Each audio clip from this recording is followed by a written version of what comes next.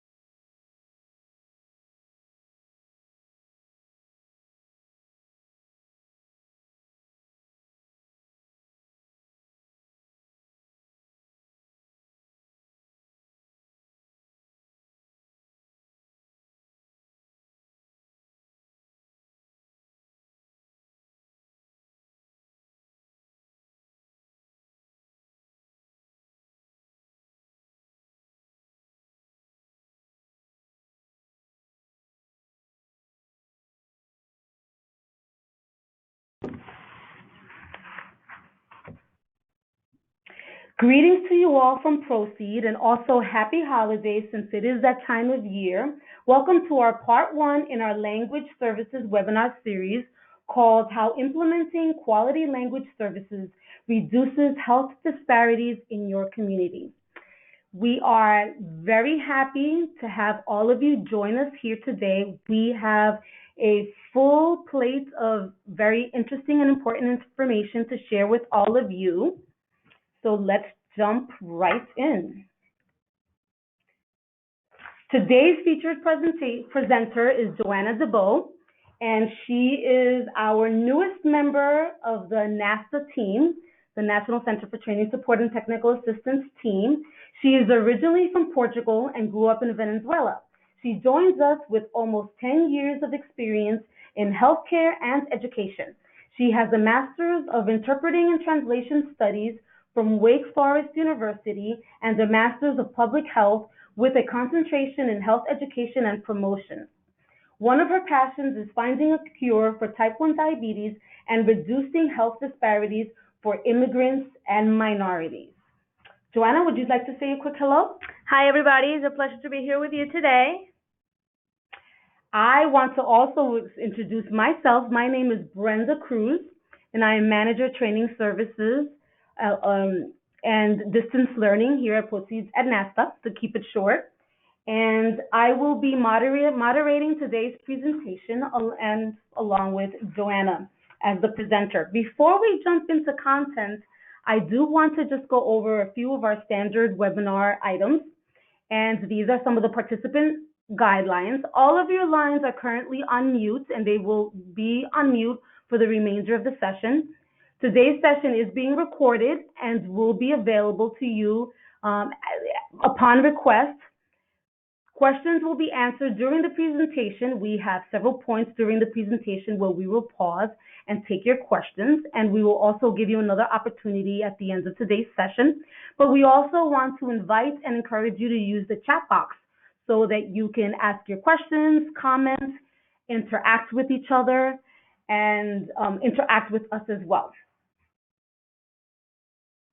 This is just to reiterate the goal of the CEBA for Health Equity program, which is the sponsor of today's presentation. and it is to build the capacity of leaders and staff within community-based healthcare settings to identify and address health inequities at the organization and community-wide levels. We provide capacity building assistance focused on health equity, but we will tell you a little bit more about that later. I just wanted to reemphasize these goals.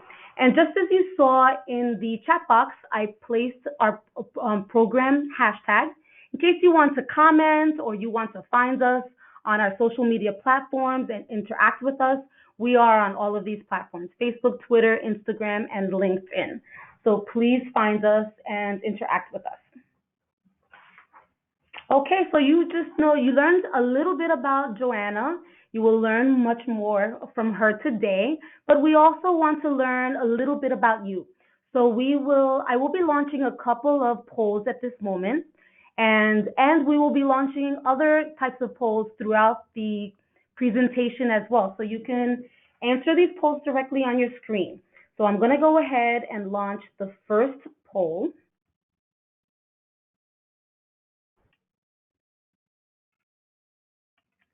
And we want to know, where is your organization located? What region of the United States is your organization located? Take a few moments and make your selection.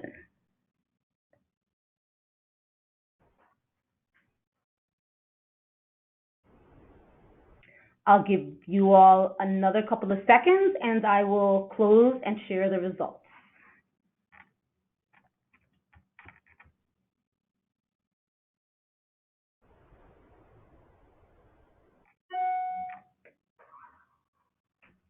Okay, so we do have a mix, except we're lacking a couple of folks from our Western region, but it does seem that the majority of you, Midwestern region, I should say, the majority of you are from the Eastern region, Southern, and we have some folks from the Western and from Puerto Rico and the Virgin Islands. Thank you so much for taking time out of your schedules to join us today. Let's go to the second poll. What is the type of organization that you represent? Hospital, medical group practice, community health clinic, FQHC, or healthcare organization, government agencies such as CDC or HRSA, a health department, or other. And for other, you could type it in the chat box and let us know.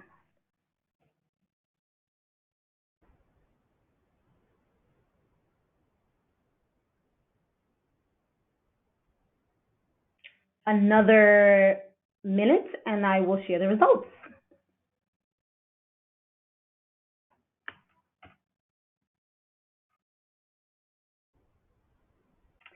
Texas is its own region. Okay, I'm going to close the poll and share the results. Okay, so we do have another mix here. Community health clinics, FQHCs, healthcare organizations. We have some government agencies, some health departments, and other. And in other, we have mental health organization, government planning council, mental health agency, government planning council again, Texas. So thank you so much. And there is one more before we continue with the presentation. Please tell us, what is your role where you are employed? Are you an executive director or deputy director? Are you a director of programs or program coordinator? Are you a clinical director? Are you a case manager, medical case manager? Or what other type of organization are you in? Please type it in the chat box.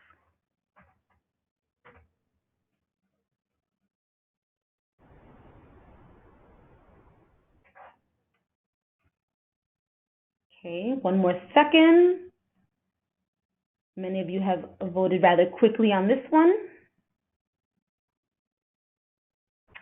And this is who you are. Again.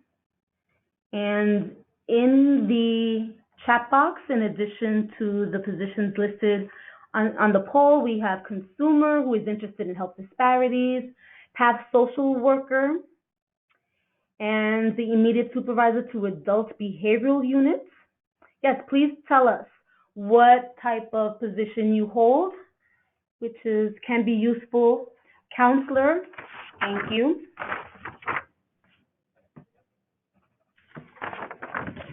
Okay. You can continue adding your positions in the chat box. I'm going to hide these results.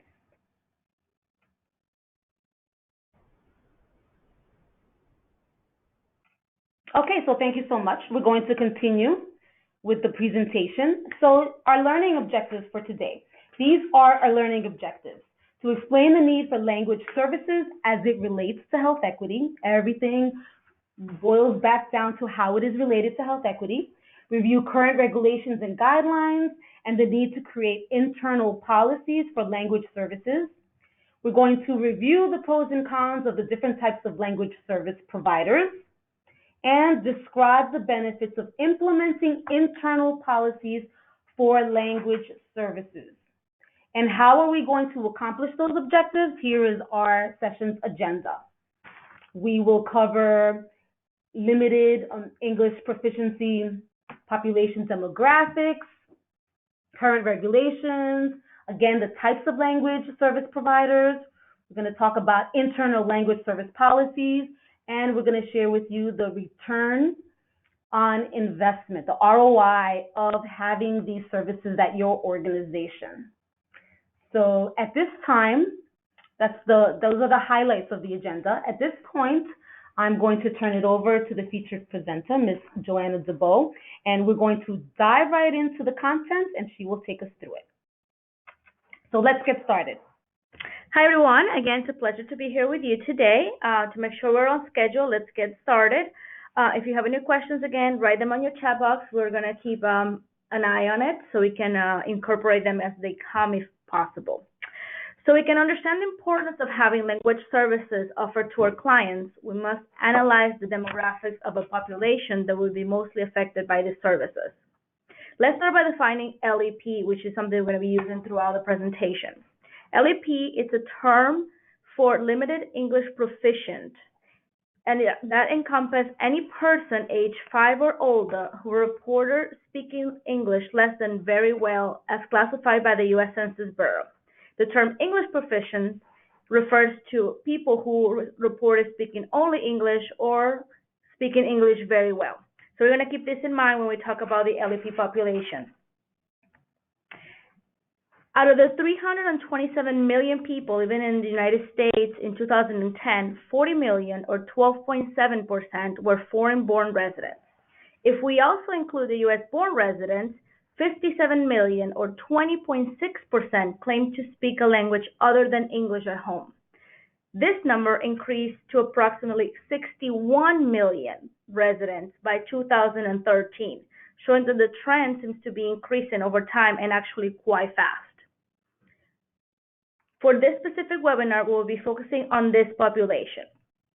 Of them, 25.2 million or 8.7% claim to speak English less than very well. So there are LEPs. Although there are over 300 languages spoken in the U.S., the top 10 are shown here. There are Spanish, Spanish Creole, Chinese, Vietnamese, Korean, Tagalog, Russian, French Creole, Arabic, Portuguese or Portuguese Creole, and African languages. It's important to notice that because each state has different population demographics. Each organization should do an assessment to understand the diversity within their own community that they're serving. So all the recommendations that we're going to give you about language services need to be adapted to each particular community. As mentioned before, the LEP population has been increasing throughout the years. The biggest change has occurred between 1990 and 2010. If you look at the map, the states with the biggest growth of LEP population are numbered. They are, starting with number 1, Nevada, with a growth of 398%, North Carolina, Georgia, Arkansas, Tennessee, Nebraska, South Carolina, Utah, Washington, and Alabama with a growth of 202%. Now, if you look at the states in the map that are in dark blue, those are states where at least 10% of the population is LEP. This is in contrast to the average nationwide of 8%. These states are, from the top, California with 20%, Texas and New York with 14%, New Jersey, Nevada, Florida, and Hawaii with 13%, and Arizona with 10%. Now that we have established a significant presence of LEP across the country, let's learn a little bit more about this population. Before we continue, it's important to remember this data represents the U.S. population that has a language barrier, which is 50% of immigrants and 2% of U.S.-born residents. So it's not all immigrants. Also, know that within each group of LEP population, you might find variances.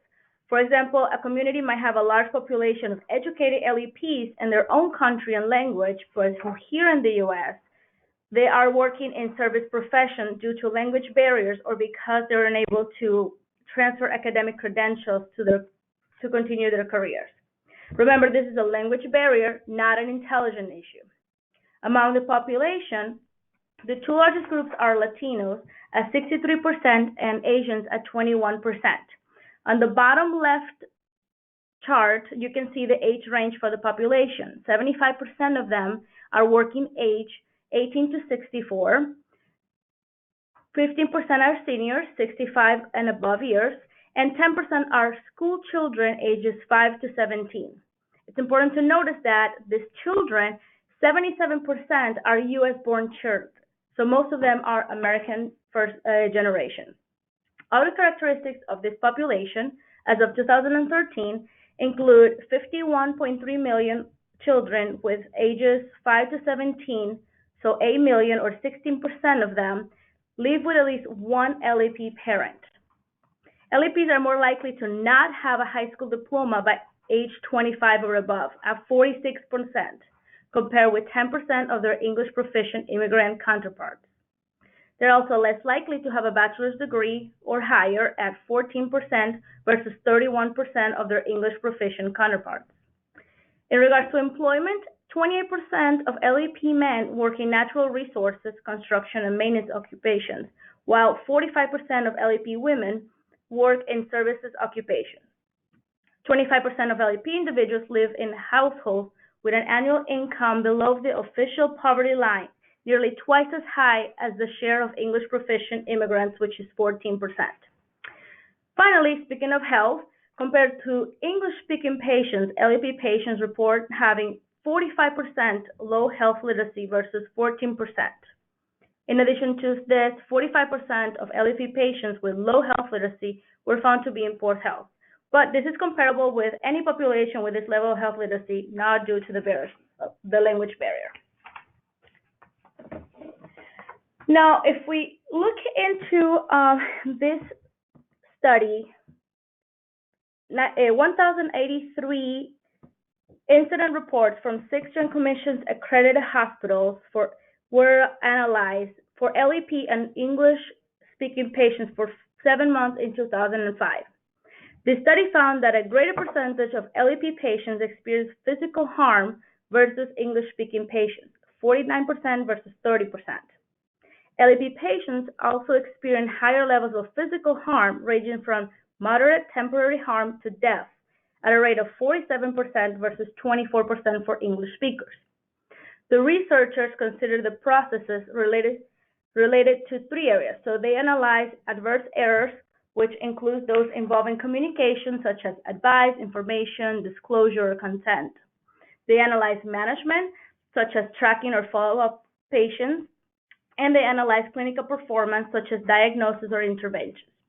Not surprisingly, LEP patients experience a significantly greater proportion of adverse events attributable to communication than English speaker patients at a rate of 52% versus 36%. So this study is an example of how the lack of language services can compromise patient safety and healthcare quality. Before we move to our next section, which is current regulations, let's quickly see how many of you in your organization has a policy that provides interpreting services to clients. You can type in your chat box, yes, I don't know, or no, very quick. So if you know, if your organization has a policy that provides interpreting services, please click yes.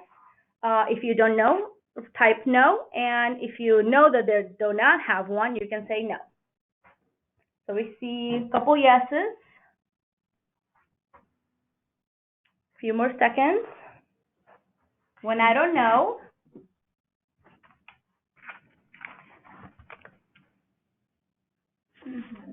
All right, so we have a really good number of people that do know that they have some type of policy for language services, which is great. So we're going to discuss what would be a quality policy.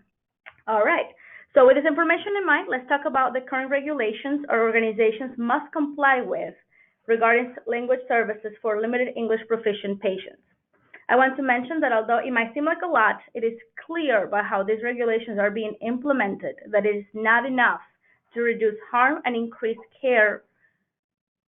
quality care for this population. Hence, our overall recommendation is for your organization to implement a quality internal policy for language services. Title VI of the Civil Rights Act of 1964 establishes that services provided with the funding from federal government must be delivered without regard to race, color, or national origin. It considers the denial of or delay of medical care due to language barrier to be discrimination based upon national origin. This means that any medical facility receiving federal funds, such as Medicaid or Medicaid, must provide language assistance to LEP patients in order to be compliant. So this means all of you. The August 2000 Executive Order 12166 requires federal agencies to examine the service they provide, identify any need to service to those with limited English proficiency, and develop and implement a system to provide those services so LEP persons can have meaningful access to them. So reasonable steps might include the provision of language assistance, such as oral language assistance or written translation.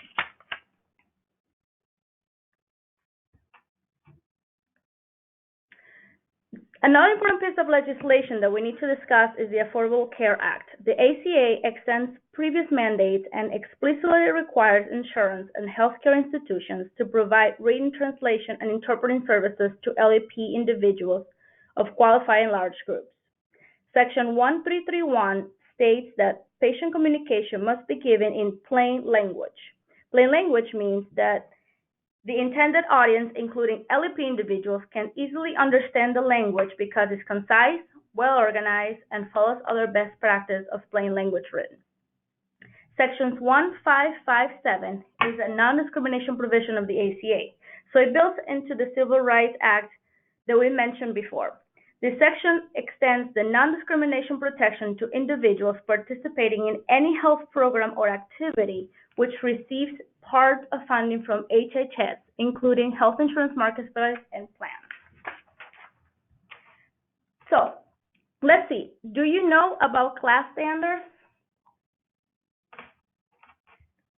So Brenda's going to launch a quick poll so you can tell us if you know what CLAS standards are. Okay, so you know what CLAS standards are and what they include. Please make your selection.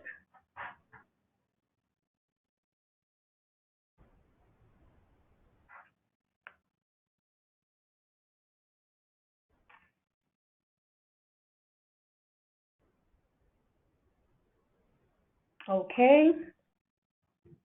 Please make your selection. I'll give you another 2 minutes. And no cheating. You cannot go online right now to look it up. Okay. 5, 4, 3, 2, 1. Here we go. So we have 39% of you have never heard of CLAS standards, followed by some of you have heard of it but do not know enough about it. 9% know about CLAS standards but not exactly what it includes, and 17% of you feel that you are experts on CLAS standards. Great. Thank you. All right. So in 2001, the U.S. Department of Health and Human Services Office of Minority Health issued 14 national standards for culturally and linguistic appropriate services, known as CLAS, for healthcare. The standards have been enhanced and reorganized in 2012, which are the ones we're going to be talking about.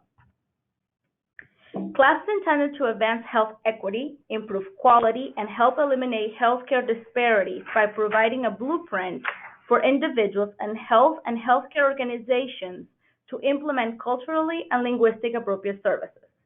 CLAS is composed of 15 standards divided into one principal standard and 3 enhanced themes. The principal standard frames the essential goal of all of the standards. The standard provides effective, equitable, understandable, and respectful quality care and services that are responsive to diverse cultural health beliefs and practices, preferred languages, health literacy, and other communication needs. We can say that by adopting and implementing and maintaining all of the other 14 standards, the principal standard is going to be achieved. So the other 14 standards are divided between 3 themes. The first theme, governance, leadership, and workforce, includes standards 2 to 4. It emphasizes the importance of CLAS implementation as a systematic responsibility, requiring the endorsement and investment of leadership and the support and training of all individuals within your organization. An example of this is having diversity in your workforce, but not only at the customer service level. We're talking about a diversity workforce all the way into leadership positions. Theme 2, communication and language assistant, includes 5 to 8 standards. It broadens the understanding and application of appropriate services to include all communication needs and services, such as sign language, braille, oral interpretation, and written translation. This is the main focus of the webinar today, and the one on Tuesday. Theme 3, engagement, continuous improvement, and accountability are the last standards, 9 through 15, and they underscore the importance of establishing individual responsibility for ensuring that CLAS is supported while maintaining that effective delivery of CLAS demand actions across organizations. So as you can see, CLAS is quite comprehensive, and it provides a good standard for healthcare organizations to improve diversity and reduce health disparities. However, it is now legislation, and hence is not mandatory. As a result, each state and organization is left to apply as much or as little as they think it would fit. Let's look about what each state is doing in regards to CLAS. This map tracks the efforts to promote or implement CLAS across the nation. As you can see, not all of the states have activity, although we have a significant number of states that, if not with CLAS training legislation, at least they're having some legislative activity towards CLAS. Unfortunately, we still have 15 states with no activities towards implementing CLAS. Because of this unequal progression, it is up to your organization to create internal policies to apply CLAS standards such as language services.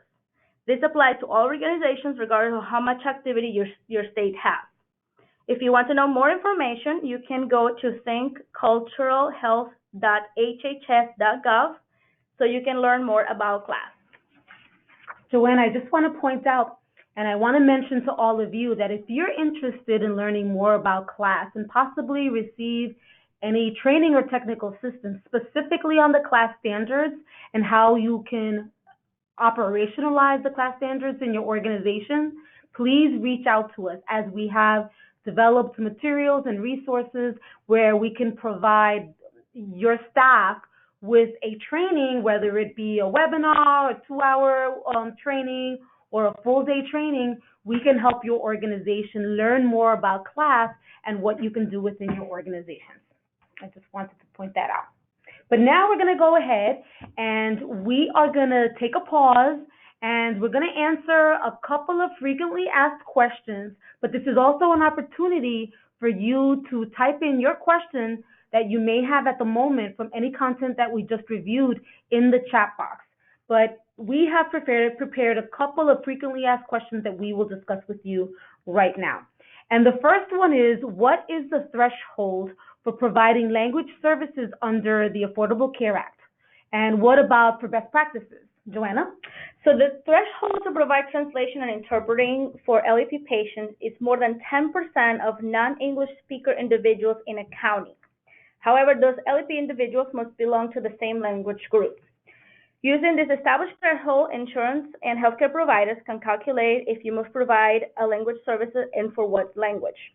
This threshold is estimated to affect 23 states and 255 counties nationwide. Now, if we're talking about best practices, If you have at least 5% of your population that speaks a language, you should be providing them with language services, both interpreting and written translations. Okay, let's take another question. This next question is, what documents should we provide a patient in their preferred language? So there's no specificity in what documents need to be given to a patient in their language according to the ACA or any legislation. However, a good practice is to provide documents that would affect the patient, including medication instructions, diagnostic information, consent-related documents. Also, having financial documents as well as HIPAA would provide understanding to the patient of what to expect from the hospital and their financial liability when it comes to healthcare. It's important to notice that LEP patients may be particularly vulnerable in interactions with staff in the ED, OBGYN, or surgical settings. So when it gets time sensitive and communication with the patient or family is very important, such as an intake, transition in care, discharge, and medication reconciliation, LEP patients might need additional support to maintain safety. So this is when you should be providing written materials for them.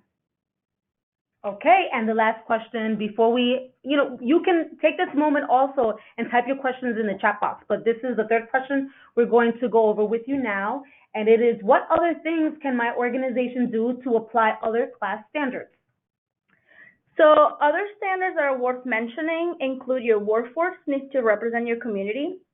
When you walk into a place such as a hospital, which already causes anxiety to so many people, it makes you feel more comfortable and welcome if you see people that look like you.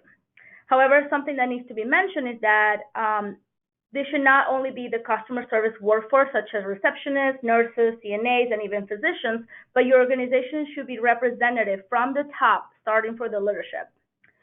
Do also a walkthrough of your organization, walk in as a patient and analyze everything the people see while they're being served at your organization. Look at the pictures on the wall, the TV channels, the magazines available. Do they represent the community? Do they make you feel welcome?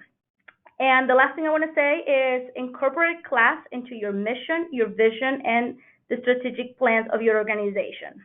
We're going to be giving you a handout after this presentation from the U.S. Department of Health and Human Services. It's an implementation checklist for CLAS standards. So you're going to be getting that in a follow-up email.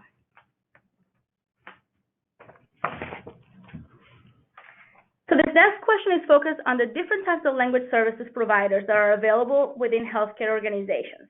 However, before we move into this part of the presentation, let's discuss some important terminology. Okay, so we're going to do another poll.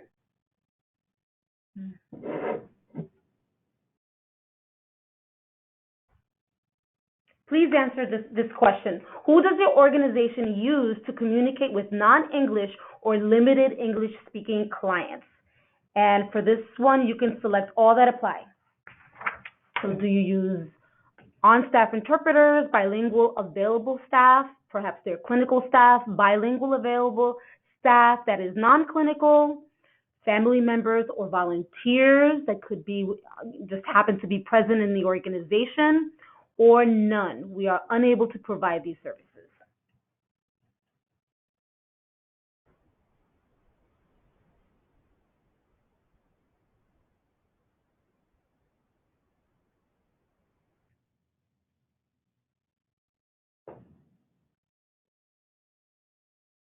A couple of more seconds before I close the poll and share the results.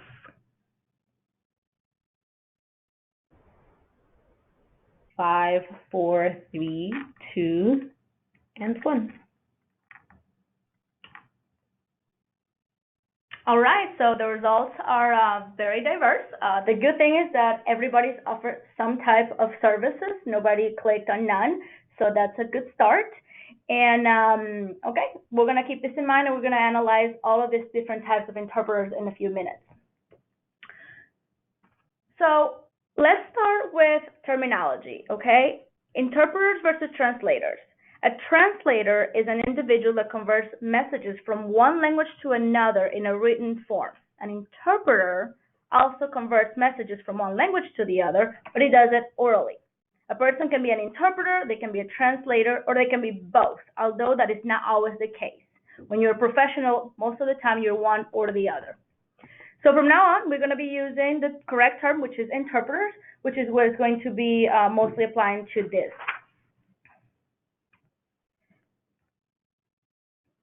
So the term bilingualism is very complex, as the definition is so broad and the direct comparison between two linguistic performances in the same subject in both is meaningless and impossible.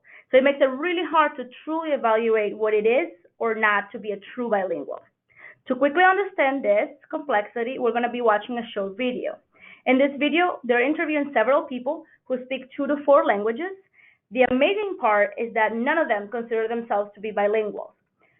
Due to time, we're going to be only watching the second part of this video where they discuss what they think is a bilingual and why they do not consider themselves to be one of those. Yes, and I just want to state that, Mr. Parks, we will be addressing your question soon. So just hold on to that question. Thank you for the question, and we're going to watch this video.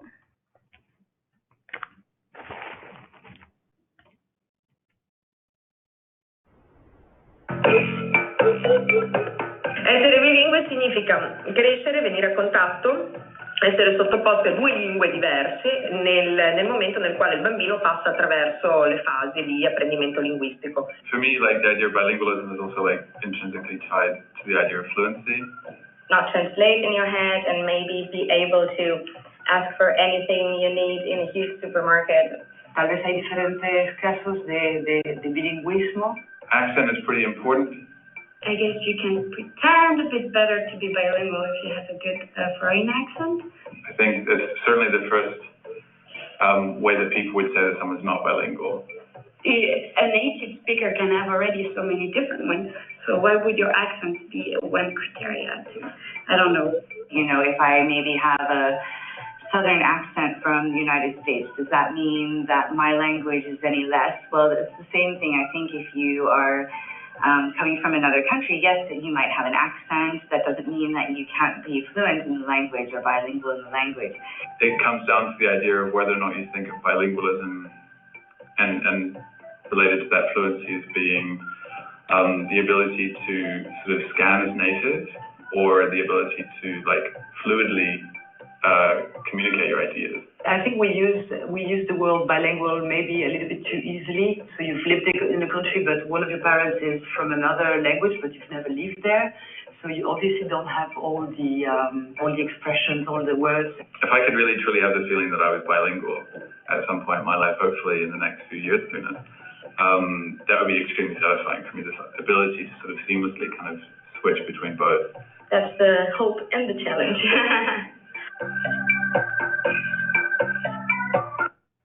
As you can see, there is no clear definition of what being a bilingual truly is, and this can really be a subject for a whole other webinar because of its complexity. So we're going to keep it short and sweet.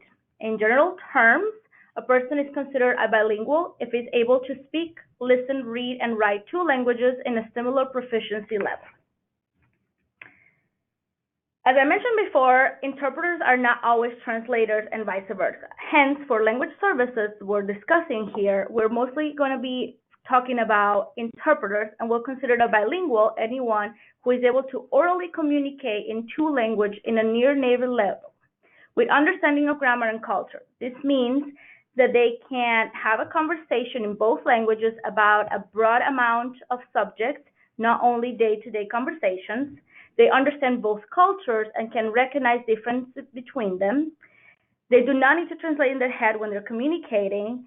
They have some level of education in each language, so they understand grammar and syntax differences and manage different registers of both languages. For example, let's examine a case of a child with English parents who moved to France. This child will hear English at home, but will pursue primary education in the language of the destination country.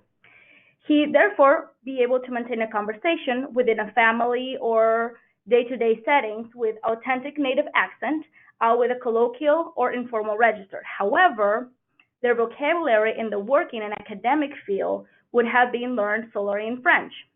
Therefore, it will be difficult for the person to take part of a conversation in English about politics, technology, or science. due to the lack of vocabulary in this field. Hence, we will not consider this person to be a true bilingual. I know it seems like a lot, but for the purpose of language services, we need to make sure we're providing quality to our clients. We need to be honest with ourselves and truly decide if we're skilled enough in another language to provide these services and consider ourselves bilinguals in this scenario. For example, I speak 3 languages. We spoke Portuguese at home, and I learned Spanish at school and the streets when I grew up in Venezuela. I moved to the U.S. after high school, and I learned English here.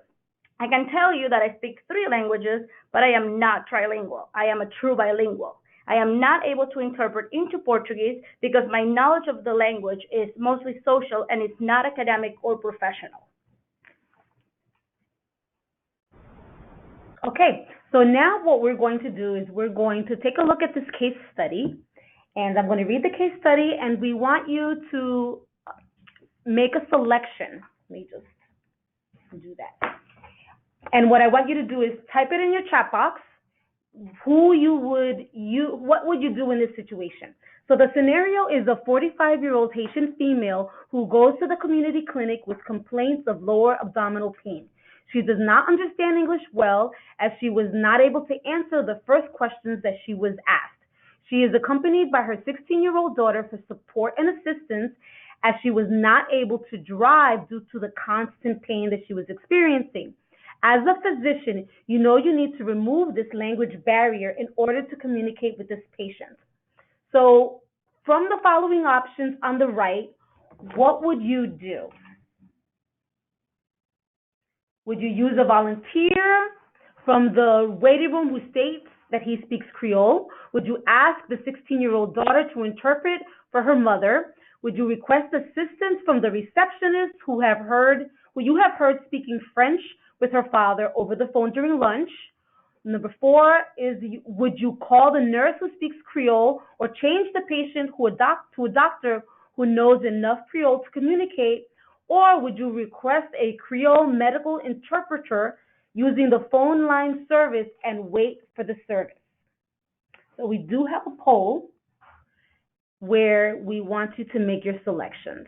Just think about that for a moment and make your selection. Would you use the volunteer, the daughter, the receptionist, the nurse, or a Creole medical interpreter via the phone line?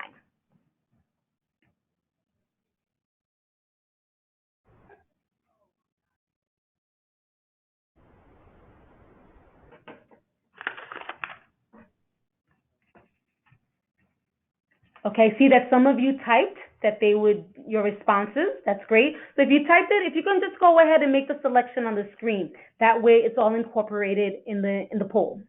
Thank you. And I'm going to give you 2 more seconds.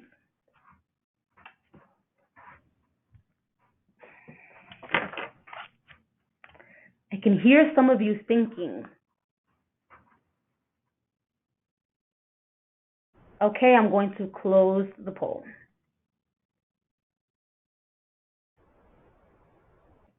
Joanna, so far these are our results.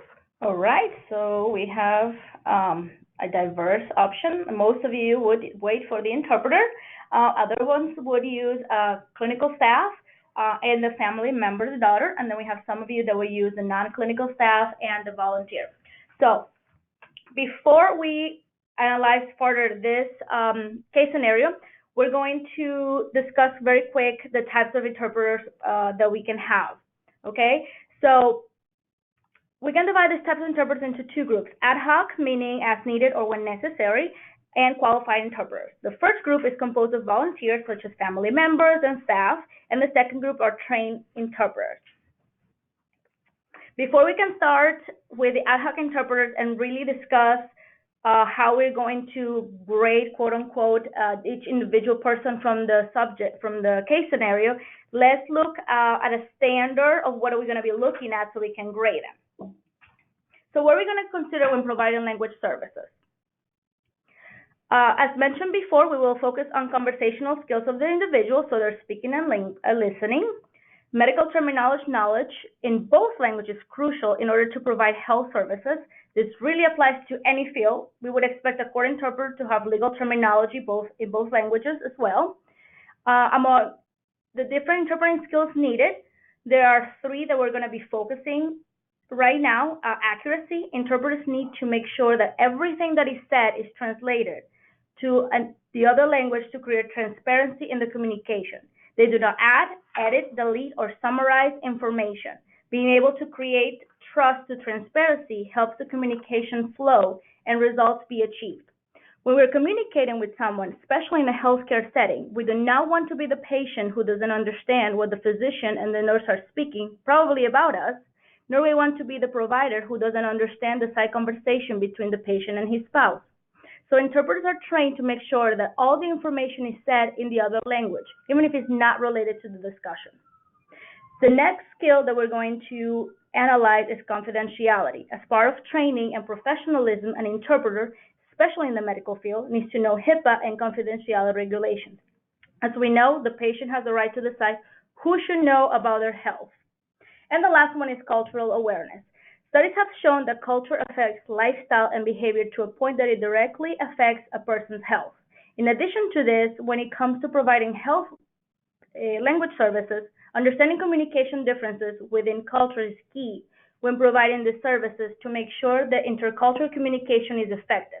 I'm going to give you a very quick example of the importance of cultural awareness. Latinos tend to project their voice more when speaking and use a lot of hand gestures. Let's say that this is going to be the patient. In contrast, Caucasians use a more monotonous tone and do not move their bodies much when they're speaking. Let's say this is going to be the nurse. The difference in body language and communication styles between these cultures can create problems, as the patient might seem agitated and even aggressive to the nurse, when in reality they're just acting normal, while the nurse might seem not caring to the patient. Knowing this and clarifying it in each party, if necessary, the interpreter can create trust and reduce stress in this type of communication. Okay, so knowing all these 3 things, we're going to go back to the case scenario and look at each individual interpreter option.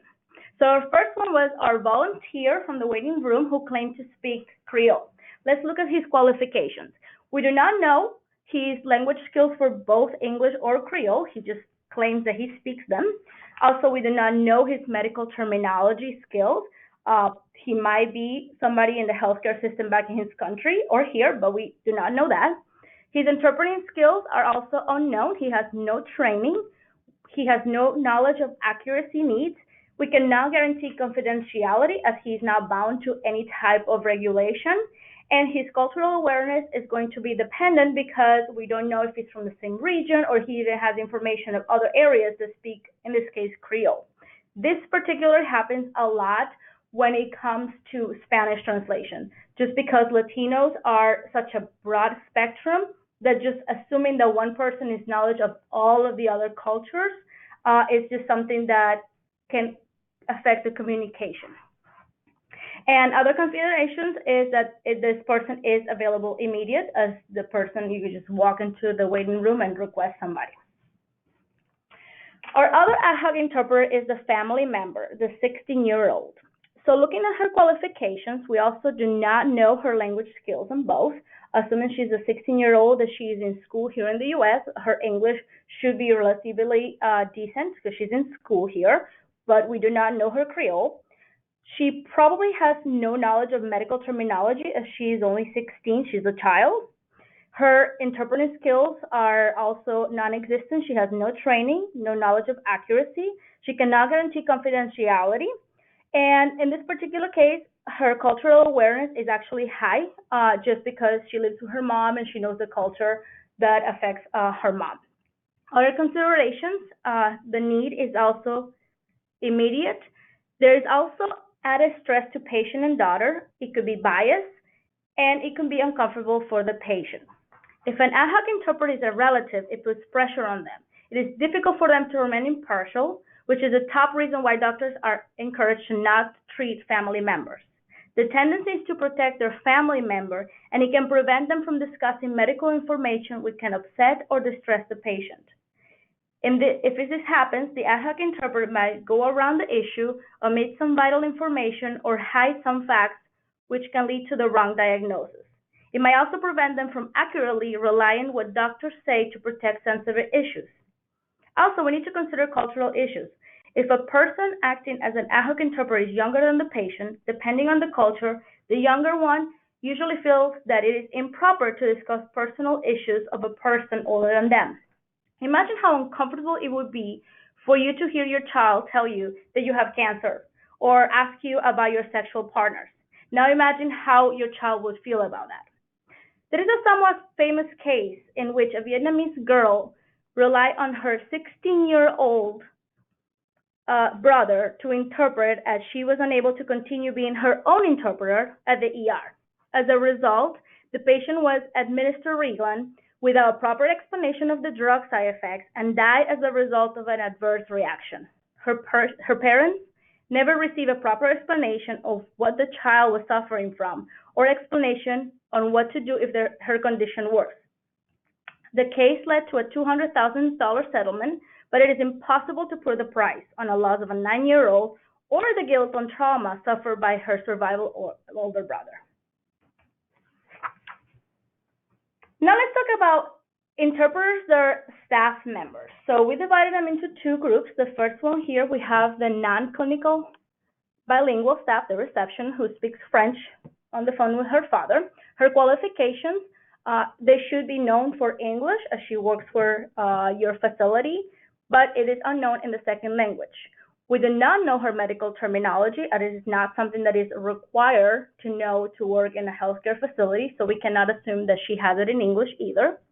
She has no training of interpreting, no knowledge of accuracy.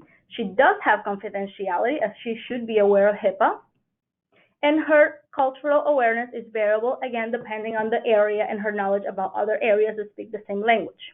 Other consideration is the limited availability, as it depends on her workload. Let's make a pause and talk about the difference between French and Creole. Despite some surface similarities between the two languages, a French speaker attempting to translate Haitian Creole will lead to a very muddled communication. There are differences in grammar for both languages, including conjugation of verbs, pluralization of noun, and other linguistic nuances that make Haitian Creole its own separate language and needs to be translated as that. So in this particular case, for those of you who were going to use this receptionist, it would have created a bigger issue with the communication, as they were literally speaking different languages between French and French Creole. Now, let me give you an example of what happens when you do not have enough medical terminology and you step up to be an interpreter in the medical field. The case of Willis Ramirez is quite famous. In 1980, an 18-year-old Willis Ramirez arrived in a comatose state to the ER in South Florida hospital. The family who was with him did not speak English, and there was no interpreter. He became quadriplegic as a result of a misdiagnosis and then died, as it was too late for the appropriate care when he was offered 2 days later, when the interpreter was able to correct a medical terminology error. In the course of the lawsuit, it was asserted that the heart of the confusion was the Spanish word intoxicado, which is not the equivalent to English word intoxicated. Intoxicado is a term used by Latinos related to not feeling well after eating something. So if you eat a burger and then you're vomiting, you have hives, or you're just nauseated, we say in Spanish that you are intoxicado. Intoxicated is related to drugs or alcohol consumption. Both diagnoses have different treatments, and hence what happened to Willie. The misdiagnosis occurred because the medical staff heard the family members say that he was intoxicado, and they assumed that they meant intoxicated. The lawsuit resulted in a settlement for Willis' lifetime of approximately $71 million. The trauma from his family is unimaginable, as the word intoxicado came from their conversation with one another. They all feel guilty from using this word in front of each of the medical staff. This is another example on why medical settings are not an appropriate place to practice your Spanish, or decide that you can communicate with signs and the patient's broken English. The last set of ad hoc interpreter is the clinical staff. In this case, it could be either the nurse who speaks Creole or the doctor who speaks enough Creole to communicate. So the qualifications in this group are a little bit different because we do know this person has English language skills and medical terminology in English. However, we do not know those skills in the other language or the medical terminology in the other language. There is no training in interpreting skills. There's no accuracy knowledge. They do have confidentiality because they should follow HIPAA. And again, the cultural awareness and the availability are variables. In the case of the doctor who speaks enough Creole to communicate, we're not actually talking about serving as an interpreter, but using a second language to offer a service, as in this case will be offered in Creole. I'm going to tell you a quick example of something that can happen when you do not know enough the language. One 2-year-old girl with a clavicular fracture was mistakenly placed in child protective custody for suspected abuse as a result of such mistake. In the absence of an interpreter, a medical resident who may have spoken some Spanish misunderstood se pegó to mean that the girl was hit by someone else instead of hit herself when she fell off her tricycle. To a non-Spanish speaker, such an error would seem highly unlikely, but in fact, both translations for se pegó, she hit herself, and she was hit, are correct. In this situation, a medical resident who spoke some Spanish was worse than a provider who spoke no Spanish. A professional interpreter was needed to glean the correct meaning from the context. Errors in interpretation often occur because it takes years to learn the nuances of a language. So again, studying a language is not the same as studying to be an interpreter. It's like saying that somebody that took 4 years of biology is therefore a doctor now.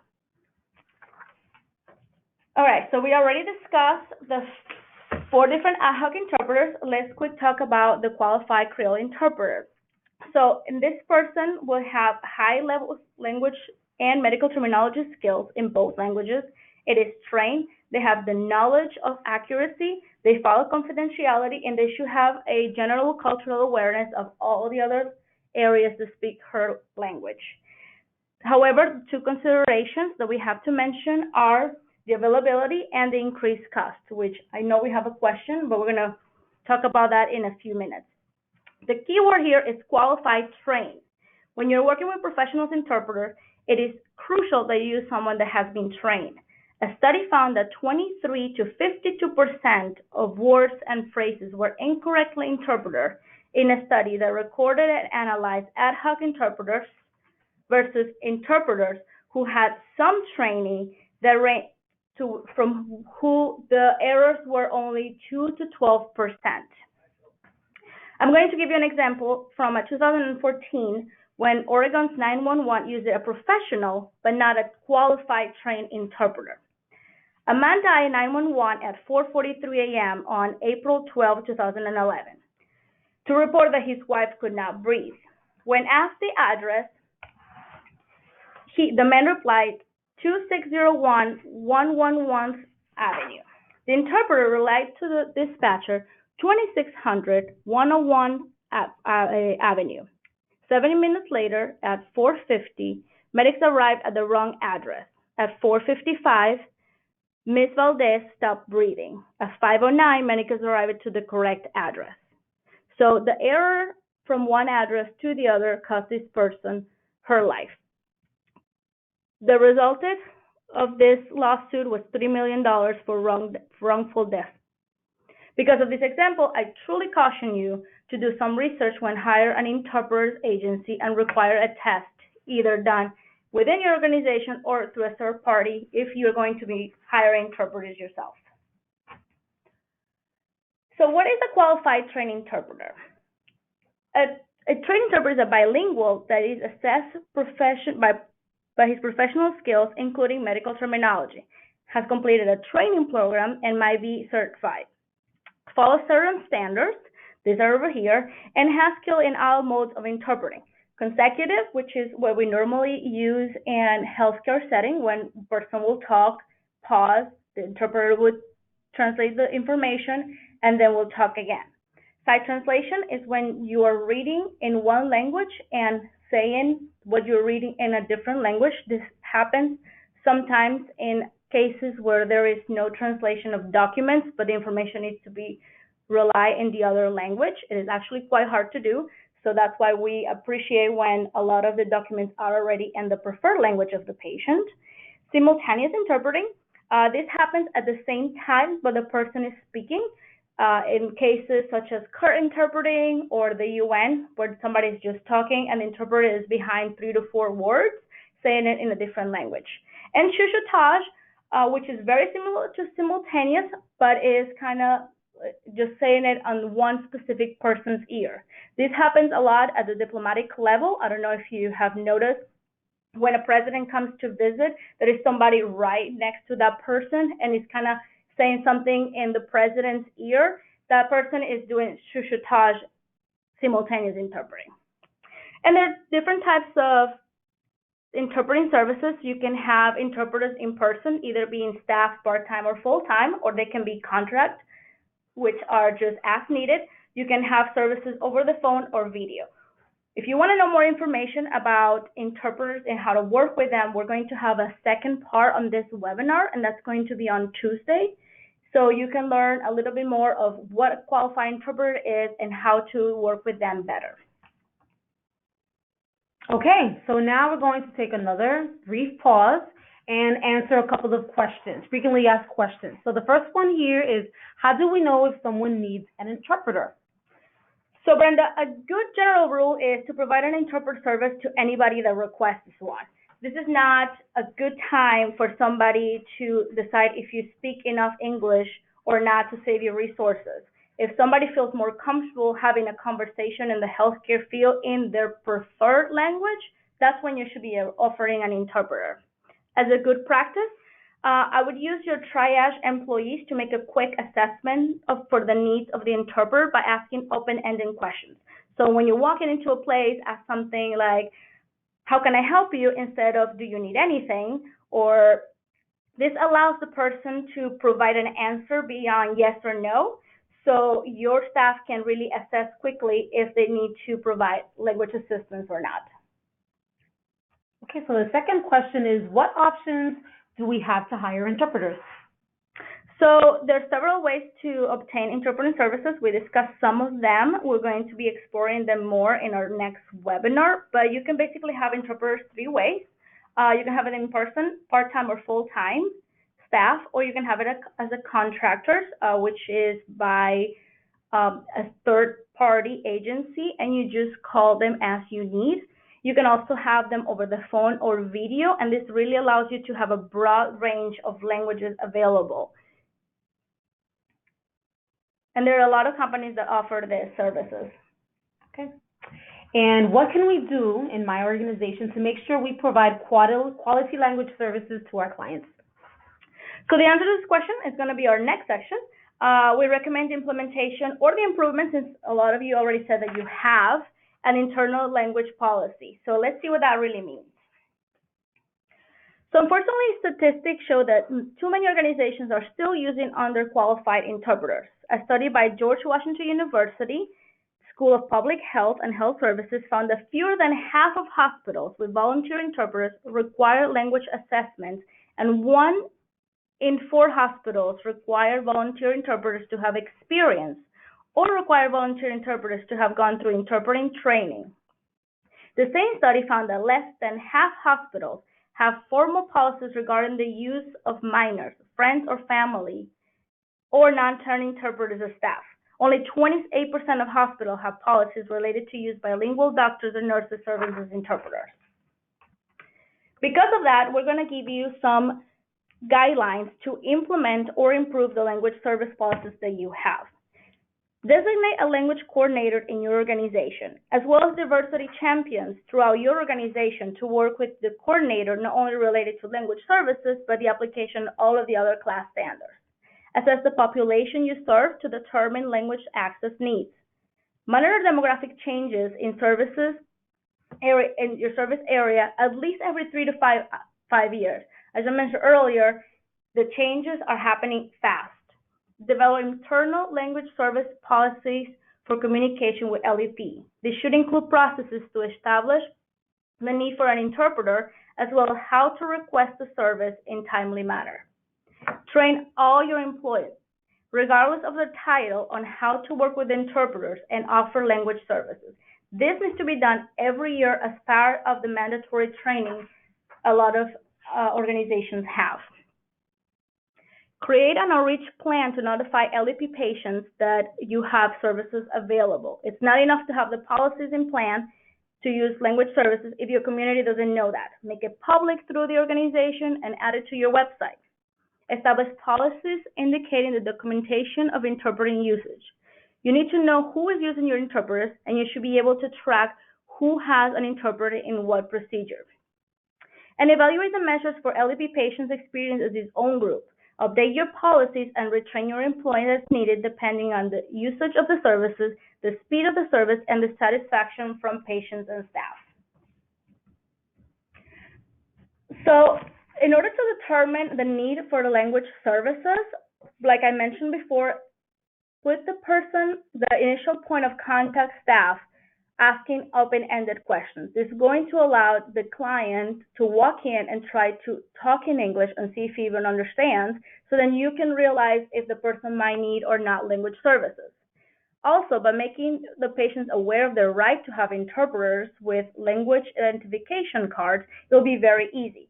So if somebody walks into your organization and your reception says, "How can I help you?" and the person is not able to either understand or respond, then the secretary could quickly point to this is an example, one of these two language identification cards where the person can point to the language that they speak.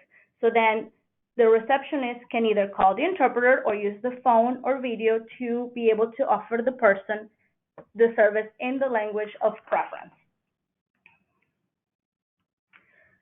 Process for requesting language services. Prohibit the use of volunteers or family members, especially children, except under emergency circumstances. Determine what bilingual staff is able to provide services in different language than English. We're going to talk about that in a few seconds.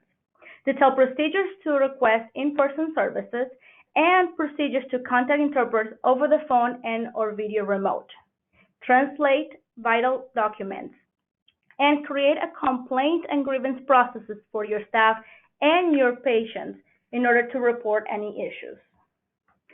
So if you want to use your bilingual staff to say resources or to provide services in other languages than English, our biggest recommendation is to really test them. Okay, you can use a bilingual fluency assessment done by you or by a third party. We're going to be providing you an example of what one would look like, but it will basically include these parts. You want to make sure their grammar, vocabulary, and syntax is well in both languages, the knowledge of general terminology, including slang and non-medical terms in healthcare is known, as well as the medical terminology, and they're able to make some basic translation from one language to the other. And you also want to test their oral proficiency as well, and all of this in both languages in order for you to allow them to provide that.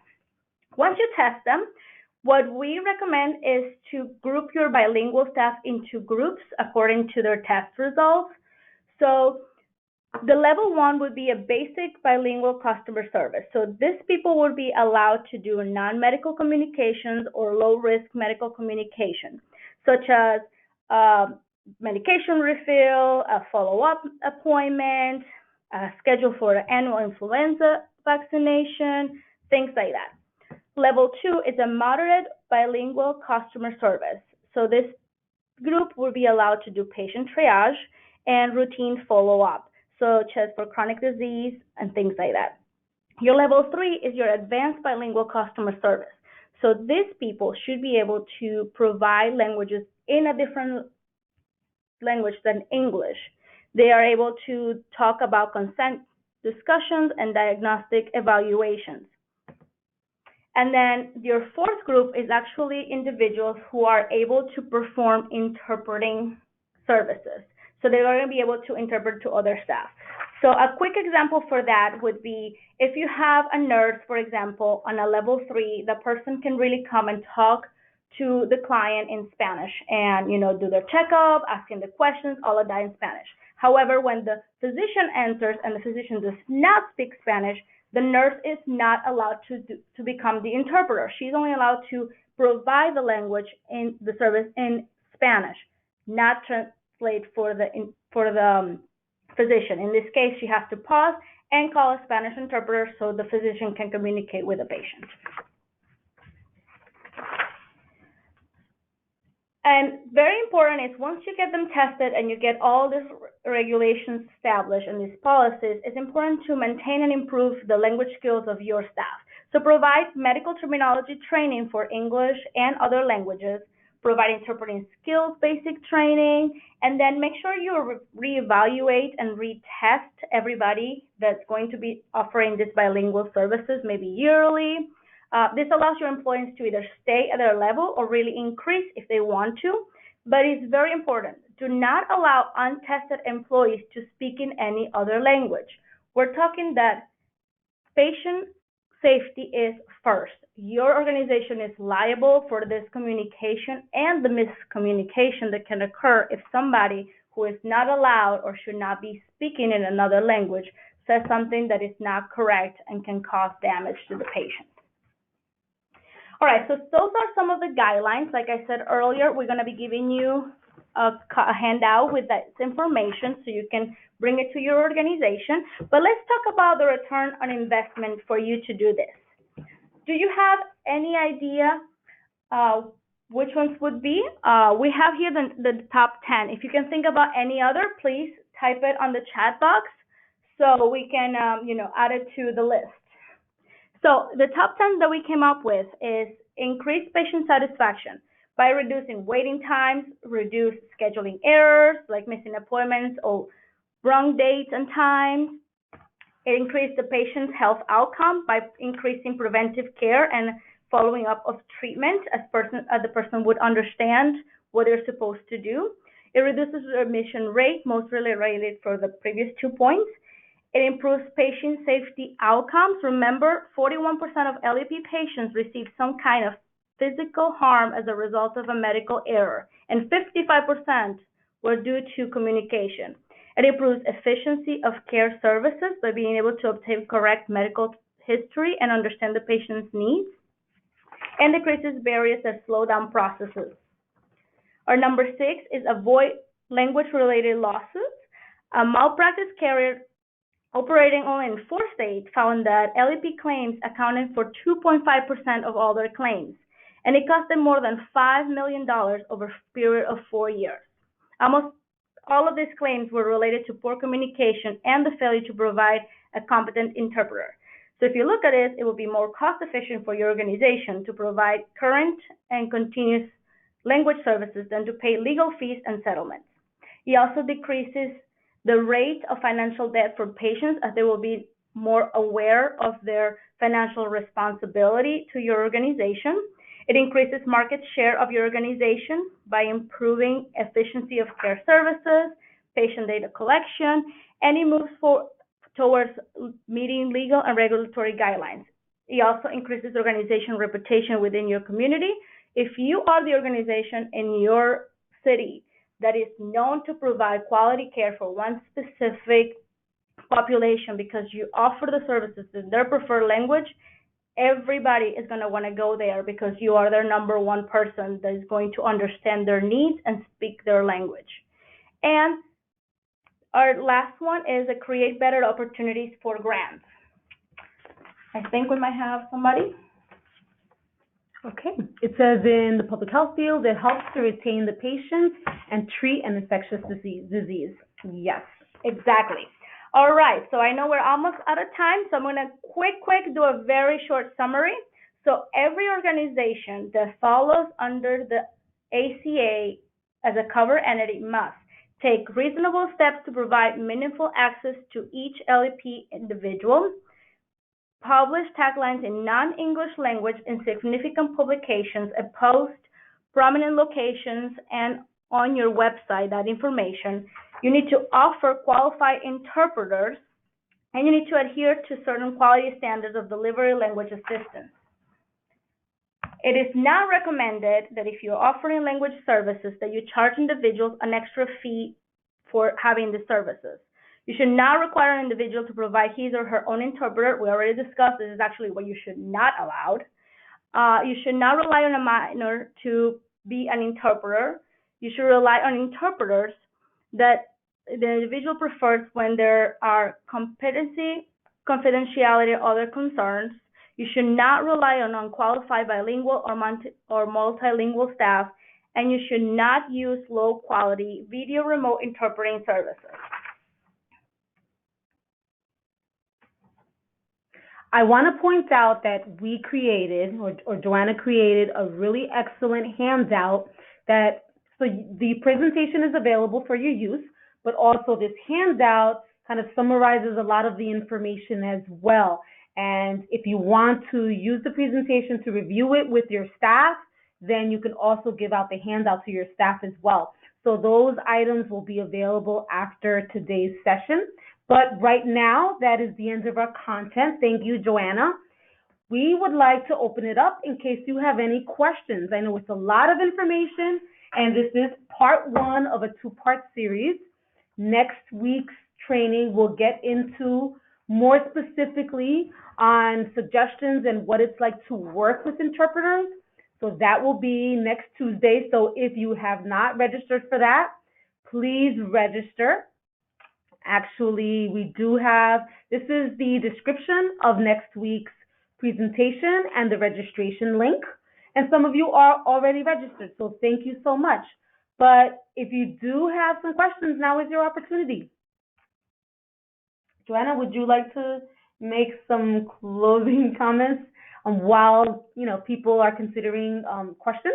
Yeah, I know it seems like a lot. It's a lot of information, a lot of data and things that I mentioned, but the overall thing is that we must provide language services for those individuals who do not feel comfortable enough to have a medical conversation in English.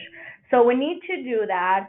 We need to be able to provide it not only in the oral part, but also in written. If you're going to send somebody to do a test and there's things that they have to do, you need to give them that in their own language and what they prefer to read, because then they won't follow up with what you want them to do. They're going to show up, or they're going to not show up at the appointment because they feel intimidated, and they're not going to do that. So you're wasting money by wasting resources, putting scheduled time for somebody that's not going to show up or is not going to do the things right to be able to do the appointment. So there's a lot of things. And overall, we are in the healthcare to provide health services and improve people's health. So we need to do it in a way that people understand. And we do this in English. We want to provide, things at a level that people understand depending on their health literacy. So it is exactly the same thing. We just have a small barrier, which is language. And thankfully, because we have a lot of people qualified in this country, we can eliminate this barrier by just providing a simple translation or an interpreter. Yes, thank you, Joanna. And again, this is another area where we can provide your organization with training and technical assistance. If you're thinking right now that you need to reevaluate the language services that your organization provides, and you're looking for guidance on where to begin to revamp this area or to reorganize these services, please contact us, and we can have a discussion about how we can provide some training and technical assistance. So I think time is up, and I don't think there's a lot of questions. A lot of people need to analyze everything that just happened. So send us an email if you have any questions, if you want to continue the conversation, and also if you want to learn a little bit more about what is a qualified interpreter and how to best work with them to really use this resource, join us next Tuesday. With Ms. Jessica Salazar Ramirez, and she is attending this session currently, so you will have an opportunity to interact with her more next Tuesday. This is just a friendly reminder for you to complete the evaluation at the end of today's session, and thank you so much. And we'll stay on for another minute, so if you have other comments or questions that you want to pop in the chat box, please do. Otherwise, we are done, and enjoy the rest of your day and have a great weekend. Thank you so much.